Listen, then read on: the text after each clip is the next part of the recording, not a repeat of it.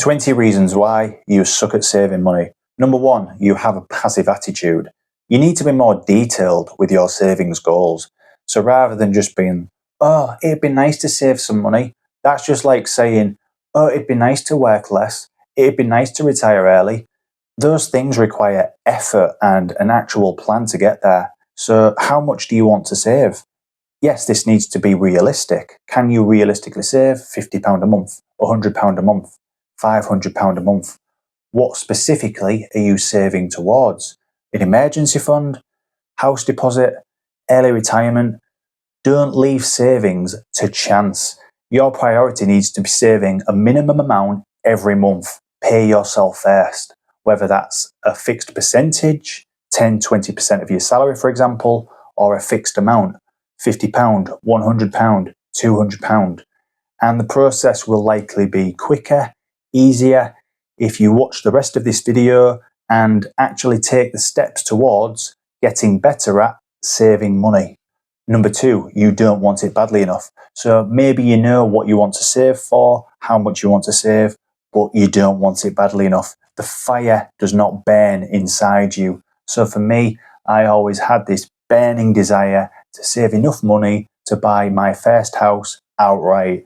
Therefore, meaning I didn't need to be burdened by large monthly rent, large monthly mortgage for most of my life, meaning I didn't have to work full time for most of my life. That was my fuel. That was my burning desire. I had a plan alongside that to make it a realistic proposition. I lived with my parents until age 30. I don't run a car, so I walk and cycle everywhere.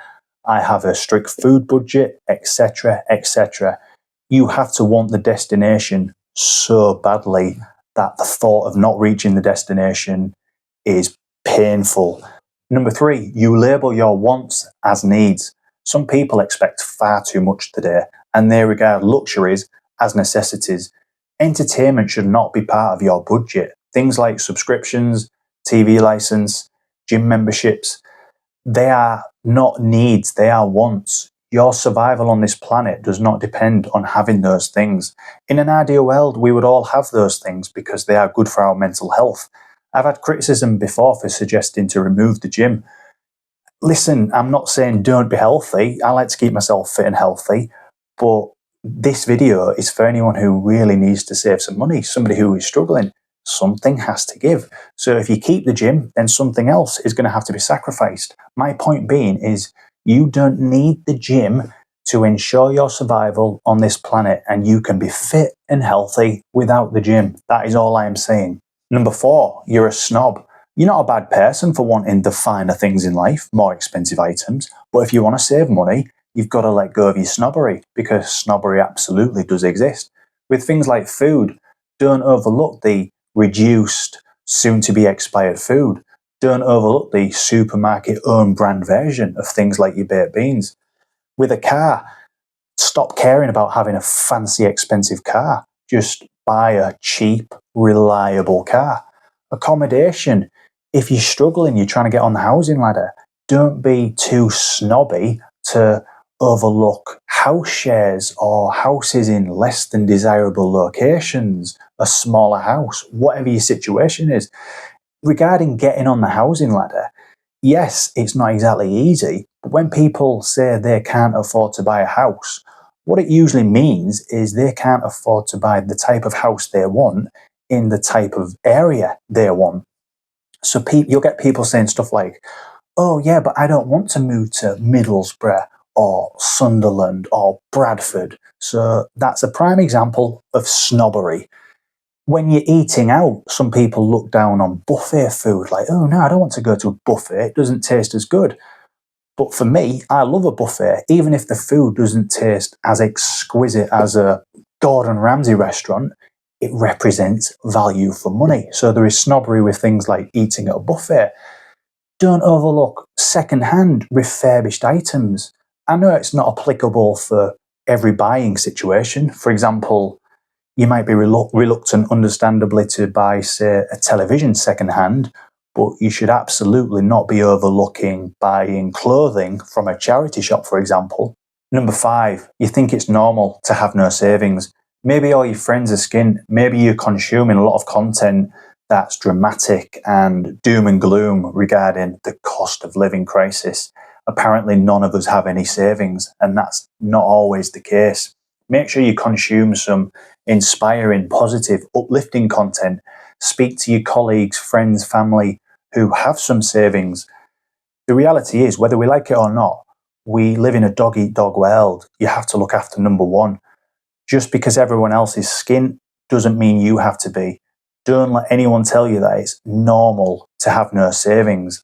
And if it is normal, don't let it be your normal. Number 6, your environment is a mess. So a messy environment can lead to a messy mind, which can lead to messy habits, and it's a vicious circle.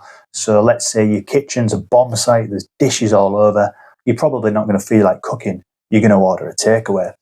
I'm not saying your home needs to be like a show home, a house needs to be lived in, but for all of you really messy people, I would just encourage you to just tidy up a little bit, and it'll almost inevitably lead to a tidier mind and better habits. Which leads me on nicely to number 7, too much clutter. Now, before we start thinking about our future purchases, saving money, we can likely minimize our current possessions and likely sell some of those possessions. If there are things that you serve no purpose, they are not needed, get rid, sell. It probably won't be easy, but it's usually a case of needs must, and you will likely feel a lot better by doing so. It'll feel like a new chapter. Maybe you can consider minimizing your wardrobe. So rather than having 25 t-shirts, you can have half a dozen. There are quite a few successful people who do this so they can avoid the decision fatigue that can come with deciding what to wear. It doesn't mean you have to be an extreme minimalist or anything like that. It's just about periodically checking in with yourself, making sure that your possessions serve a purpose. Maybe you can do this once or twice a year, and it just prevents a build-up of too much stuff. Number 8, you find ways to justify spending. It's very easy to think of ways to spend extra money that you normally wouldn't have had. For example, if you've got a bonus at work, you've done some overtime at work, you might have a couple of £100 extra that you normally wouldn't have had. So it's easy to justify spending that £200 because you deserve it. I'm not saying you don't deserve to spend some money on yourself, but I just think it's a case of reframing it. Rather than forcing yourself to think of ways to spend the money, I would focus on saving the money first and foremost, and then just spending money when I feel I really want something. Number 9, you're insecure. Your friends have all got nice things. You follow celebrities with seemingly perfect lives. You're bombarded with advertising that tells you a better life is just one click away. And all of this weakens you. You try and keep up with trends. You think that a new shiny product will make you happier, more successful, more interesting, more popular, better looking. But you need to avoid trying to keep up with the Joneses, because you can't keep up with the Joneses. The Joneses family just keeps getting bigger. Number 10, you disassociate from the numbers. I respect my hourly rate. I have a job that I tolerate, but I don't love going to work and I'm not paid a lot. My hourly rate is £12. So every pound that I spend needs careful consideration, whether that's on wants or needs. So before you make any purchase, you just need to stop for a second and ask, is this worth my hourly rate? And that's even more applicable if you hate your job, if you're not paid a lot. Sometimes it is worth the money, but it's just personal preference and personal responsibility. If you spend £100 on a night out and you make £12 an hour, then is it worth those 8 hours of work to pay for that £100 night out? For me, that absolutely wouldn't be. It might be for you. Number 11, the sale trap. If you're walking around Asda, you've got your cheap baked beans and you spot a pair of half-price jeans, it's not a smart decision to dive in and buy them if you don't need the jeans, if you've already got 5 pairs of jeans. Just because something's on sale doesn't mean it represents good value for money. All that matters is the final price and whether you think the final price is worth it. If the jeans are on sale from £40 to £20, I'm still not interested in them because £20 is more than I'm willing to spend on a pair of jeans.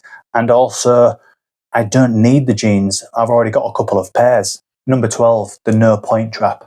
I do somewhat understand this attitude of what's the point of saving when I've only got £50 left at the end of the month? I need to have some fun.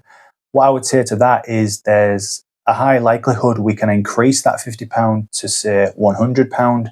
Then you'd still be able to spend your £50, but also save another £50. You probably suck at saving money because you're not taking good enough steps to actually save some money. I know it doesn't apply to everyone, but for most people, they're not saving enough money because they're living above their means. Number 13, excuses. School didn't teach me about money. My parents didn't teach me about money.